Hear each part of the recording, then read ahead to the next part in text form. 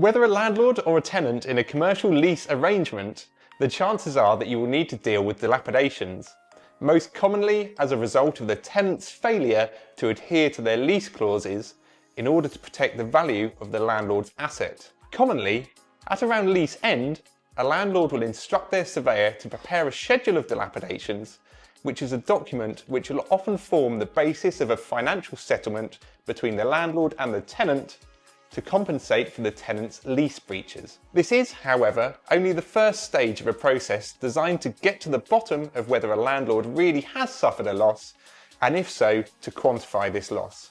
I'm Tim Clarke, Chartered Building Surveyor and Managing Director at Harrison Clarke Chartered Surveyors, and I will be considering a pragmatic approach to settling dilapidations disputes.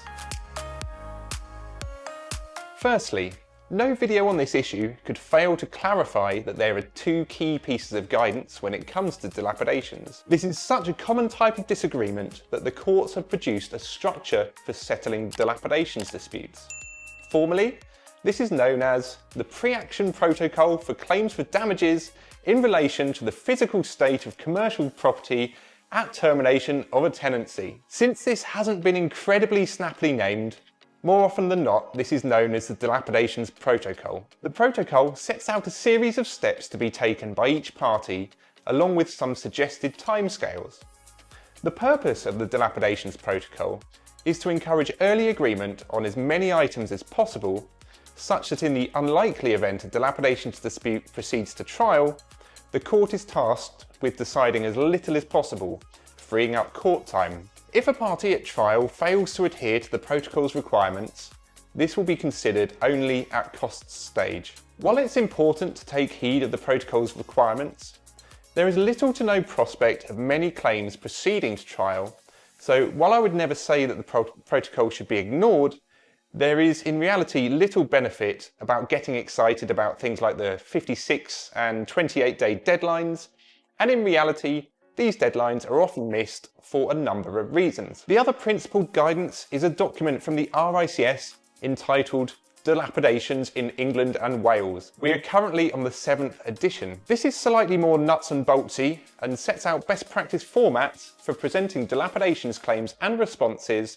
and clarifies that both the courts and RICS encourage dialogue between parties to a dispute. So, in a nutshell, as with any dispute, the best way to find a resolution is through dialogue. I don't want to shortchange you by ending the video there though, so let's explore what this means in practice. It is of course possible that the landlord will be able to speak to the tenant and for them both to reach a compromise that both sides is happy with. Whenever I've seen this happen in practice, from an academic perspective at least, normally an inequitable settlement is arrived upon and one party, often the tenant, ends up with a loss greater than they should. In London, dilapidations claims can involve large numbers, and so even a skew of a few percentage points could mean the loss of thousands of pounds for the affected party. I would always recommend that parties appoint their own dilapidations surveyor to act as their advocate and to discuss matters between themselves. This will improve parity of information on both sides, as both sides should,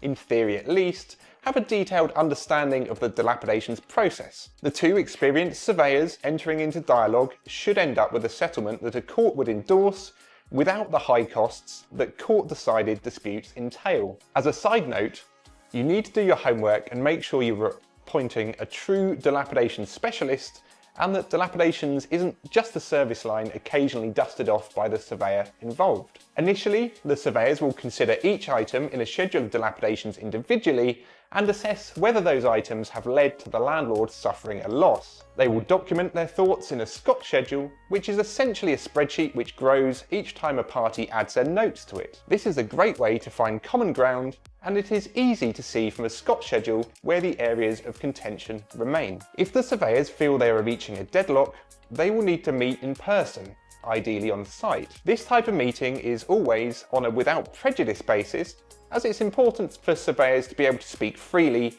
increasing the likelihood of common ground being found. It's amazing how a keyboard warrior can turn into a comparative pussycat during a face-to-face meeting. It is usual that no matter how much common ground can be found, there might be a couple of areas where the surveyors simply cannot agree. In this instance, I will always discuss with the client their current position and help them to understand the risks of failing to compromise. Many clients simply want the dispute over and done with so we can prepare a proposal which we think might be palatable to the other side. Alternatively, sometimes it's clear that one party has the upper hand. Depending on whether my client has the upper hand, advice may be to dig in our heels or put the ball into the other party's court.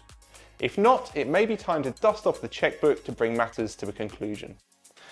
There is no one-size-fits-all in dilapidations, and surveyors need to be adaptable to fit in with their client's appetite for risk, as well as explaining to them what the risks of various negotiation strategies might be. So, in conclusion, as with any dispute, dialogue is important, but it is useful to recognise that when surveyors discuss dilapidations disputes, their dialogue is highly process-driven, an approach that allows equitable settlements that, in theory at least, a court would be willing to support. This process means that parties to a dilapidations dispute in London can be confident that their interests are being well represented and that an equitable settlement has been reached. Of course, some settlements can be more equitable than others if you have the right surveyor on your side. If you need help in negotiating a dilapidation settlement, our team of specialist dilapidation surveyors can be reached on 020 81 53 1233.